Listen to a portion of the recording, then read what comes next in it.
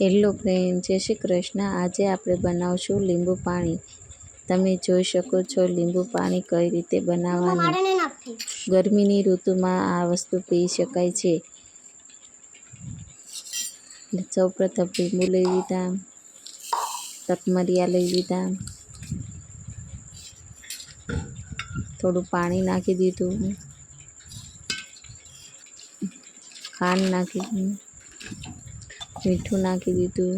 મીઠું ને ખાંડ ગળે ત્યાં સુધીમાં આપણા તકમરિયા પલળીને તૈયાર થઈ જશે। લીંબુ નાખ્યું। આ પાણી શરીરમાં ઠંડક પણ આપે છે।